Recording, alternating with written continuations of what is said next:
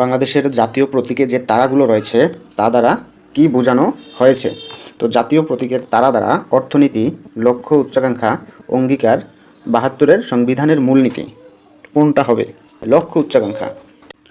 তো আজকে আমরা সংবিধানের ৪-৩ অনুচ্ছেদ প্রজাতন্ত্রের জাতীয় প্রতীক সম্পর্কে A to Z জানার চেষ্টা করব, ঠিক আছে? এই যে এটা হচ্ছে বাংলাদেশের জাতীয় প্রতীক। তো জাতীয় প্রতীকের ছবি দেখলে, ছবি দেখার পর, ছবি দেখার সাথে সাথে পড়লে হয়তো মনে থাকবে ভালো করে। তো এখানে আছে জাতীয় প্রতীকে কী কী আছে। জাতীয় প্রতীকে বলা হয়েছে যে উভয় পাশে ধানের শীষ বেষ্টিত পানিতে ভাসমান জাতীয় পুষ্প শাপলা। তো এই যে উভয় পাশে ধানের শীষ, ঠিক আছে, এই যে ধানের শীষ বেষ্টিত পানিতে ভাসমান জাতীয় ফুল শাপলা। তারপর কি বলা হয়েছে? তাহার শীর্ষ দেশে পাট গাছের 3টি পরস্পর সংযুক্ত পত্র, তাহার উভয় পাশে 2টি করে তারকা। এই যে পাট গাছের 3টি পরস্পর সংযুক্ত 3টি পাট গাছের পত্র এবং উভয় পাশে 2টি করে মোট 4টি তারকা। এই যে এই দুইটি, ঠিক আছে। তো এই জাতীয় প্রতীক নিয়ে আজকে আমরা বিস্তারিত যে প্রশ্নগুলো আছে সবগুলো জানার চেষ্টা করব। তো জাতীয় প্রতীক মন্ত্রিসভায় অনুমোদন লাভ করে কত তারিখে? মন্ত্রিসভায় অনুমোদন লাভ করে 28 ফেব্রুয়ারি 1972 সালে। 1972 সালের 28 ফেব্রুয়ারি এটা মন্ত্রিসভায় অনুমোদন লাভ করে। তারপর প্রশ্ন আছে যেগুলো বিগত পরীক্ষায় আসছে গুরুত্বপূর্ণ। জাতীয় প্রতীক ব্যবহারের অধিকারী, জাতীয় প্রতীক ব্যবহারের অধিকারী কারা? মহামান্য রাষ্ট্রপতি, মাননীয় প্রধানমন্ত্রী, রাষ্ট্রপতি ও প্রধানমন্ত্রী অথবা সংসদ সদস্য। কারা জাতীয় প্রতীকটা কারা ব্যবহার করতে পারবে? উত্তর হচ্ছে রাষ্ট্রপতি ও প্রধানমন্ত্রী। এই জাতীয় প্রতীকটা তাদের সিলমোহর হিসেবে ব্যবহৃত হয়, রাষ্ট্রপতি ও প্রধানমন্ত্রীর সিলমোহর হিসেবে ব্যবহৃত হয়। বাংলাদেশের জাতীয় প্রতীকে কয়টি তারকা আছে? 2, 3, 4 অথবা 5। কয়টি তারকা আছে? 4টি। উভয় পাশে 2টি করে তারকা, তাহলে 2 আর 2 4। বাংলাদেশের জাতীয় প্রতীকে নিচের কোনগুলো রয়েছে? তো জাতীয় প্রতীকে রয়েছে ধান, পাট, শাপলা, ঠিক আছে। এখানে ব্যাখ্যা আছে। প্রজাতন্ত্রের জাতীয় প্রতীক হইতেছে উভয় পাশে ধানের শীষ বেষ্টিত পানিতে ভাসমান জাতীয় পুষ্প শাপলা, তাহার শীর্ষ দেশে পাট গাছের 3টি পরস্পর সংযুক্ত পত্র, তাহার উভয় পাশে 2টি করিয়া তারকা। এটা আছে সংবিধানের 4-3 অনুচ্ছেদ। তারপর বাংলাদেশের জাতীয় প্রতীকে যে তারকাগুলো রয়েছে তা দিয়ে কী বোঝানো হয়েছে? তারকাগুলো দিয়ে কী বোঝানো হয়েছে? লক্ষ্য ও উচ্চাকাঙ্ক্ষা। তারপর হচ্ছে বাংলাদেশের জাতীয় প্রতীকে ব্যবহৃত পানি, ধান ও পাট বৈশিষ্ট্যমণ্ডিত হয়েছে। মানে পানি, ধান ও পাট দ্বারা কী বৈশিষ্ট্য বোঝানোর চেষ্টা করা হয়েছে? পানি, ধান ও পাট। তো বাংলাদেশের নিসর্গ অর্থনীতি, ঠিক আছে। পানি, ধান ও পাট দ্বারা বাংলাদেশের নিসর্গ অর্থনীতিকে বোঝানো হয়েছে। বাংলাদেশের জাতীয় প্রতীকের ডিজাইনারকে, এখানে অপশন আগেই দেওয়া আছে। জাতীয় প্রতীকের ডিজাইনার হচ্ছে কামরুল হাসান। এখানে এই প্রশ্নটা কিন্তু একটু কনফিউশন সৃষ্টি করে পরীক্ষার সময়, যে জাতীয় প্রতীকের ডিজাইনারকে, অথবা মাঝে মাঝে আসে রাষ্ট্রীয় প্রতীকের ডিজাইনারকে। তো এক ভাই প্রশ্ন করেছিল যে জাতীয় প্রতীক এবং রাষ্ট্রীয় প্রতীক এক কিনা। তার প্রশ্নটা আমরা দেখানোর চেষ্টা করব। ভাই মানে কমেন্টসে প্রশ্ন করেছিল যে রাষ্ট্রীয় প্রতীক ও জাতীয় প্রতীক কি আলাদা নাকি একই? তো এই কনফিউশন সৃষ্টি করে, যার কারণে এটা বলা যায় যে রাষ্ট্রীয় প্রতীক ও জাতীয় প্রতীক একই। মানে প্রশ্ন রাষ্ট্রীয় প্রতীক আসুক অথবা জাতীয় প্রতীক, ডিজাইনার কামরুল হাসান। আর রাষ্ট্রীয় মনোগ্রাম অথবা রাষ্ট্রীয় লোগো, এইটার ডিজাইনার হচ্ছে নিত্যানন্দ সাহা, মানে AN সাহা, ঠিক আছে। শেষ প্রশ্ন হচ্ছে সংবিধানের কত অনুচ্ছেদে জাতীয় প্রতীকের কথা বলা হয়েছে? কত অনুচ্ছেদে? সংবিধানের 4-3 অনুচ্ছেদে। সংবিধানের 4-3 অনুচ্ছেদে জাতীয় প্রতীকের কথা বলা হয়েছে। জাতীয় প্রতীক নিয়ে আরও কিছু প্রশ্ন আছে, সেগুলো দেখার চেষ্টা করব।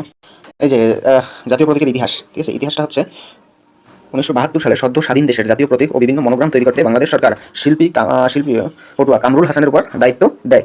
তারপর হচ্ছে মোহাম্মদ ইদ্রিস ও শামসুল আলম সহ বেশ কয়েকজন এই কাজগুলো তদারকির দায়িত্ব দেওয়া হয়। মানে শামসুল আলম সহ বেশ কয়েকজনকে দায়িত্ব দেওয়া হয়। পরবর্তীতে মোহাম্মদ ইদ্রিসের আঁকা ভাসমান শাপলা, এই যে এটা একটা গুরুত্বপূর্ণ প্রশ্ন, যে পরবর্তীতে মোহাম্মদ ইদ্রিসের আঁকা ভাসমান শাপলা ও শামসুল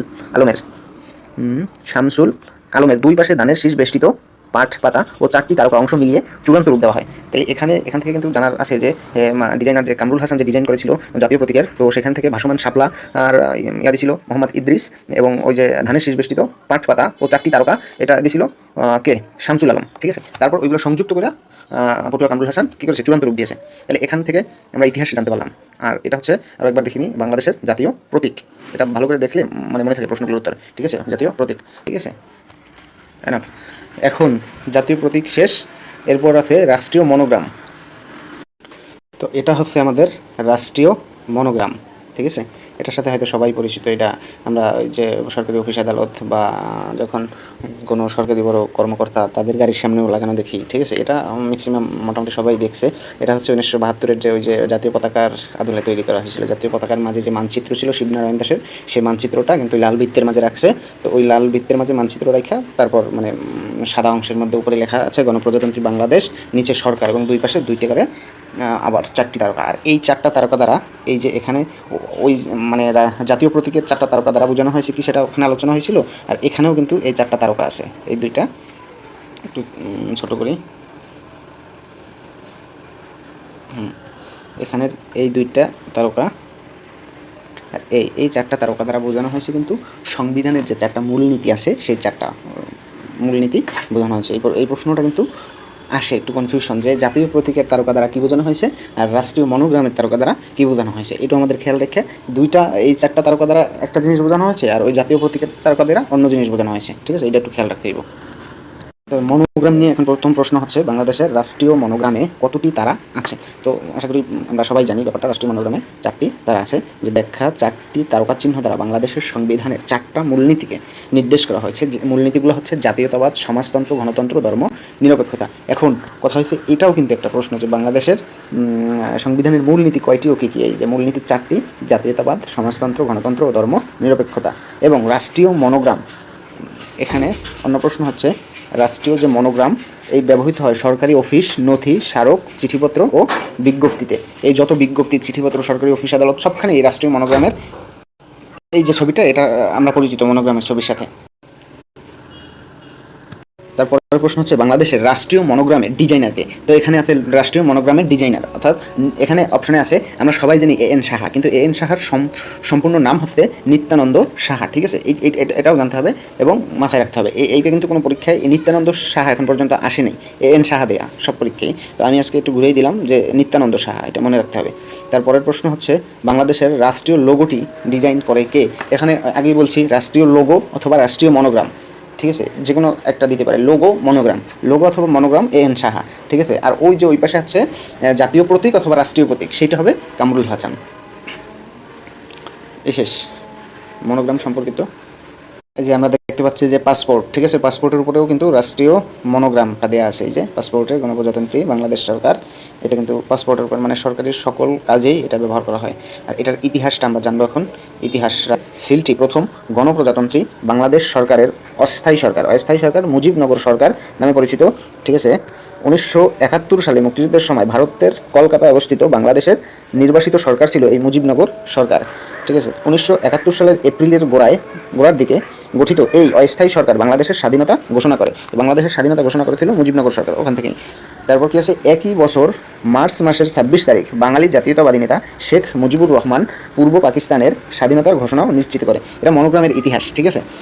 তারপর আছে মনোগ্রামের আরও কিছু তথ্য আছে এখানে, যে এই সিলমোহরটি একটি সংস্করণ বাংলাদেশি পাসপোর্টগুলোর প্রচ্ছদ পৃষ্ঠায় ব্যবহৃত হয়, পাসপোর্টের প্রচ্ছদ পৃষ্ঠায় ব্যবহৃত হয়, ঠিক আছে।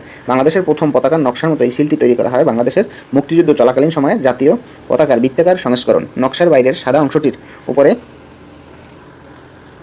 গণপ্রজাতন্ত্রী বাংলাদেশ এবং নিচে সরকার লেখা, এবং দুই পাশে দুইটি করে মোট 4টি লাল 5 কোণ বিশিষ্ট তারকা। এখানে এটা তারকাগুলো কি 5 কোণ বিশিষ্ট, ঠিক আছে তারকা। কেন্দ্রে একটি বৃত্তের লাল হলুদ রং বাংলাদেশের মানচিত্র আঁকা। এটির নকশাকার নিত্যানন্দ সাহা, এই যে নিত্যানন্দ সাহা।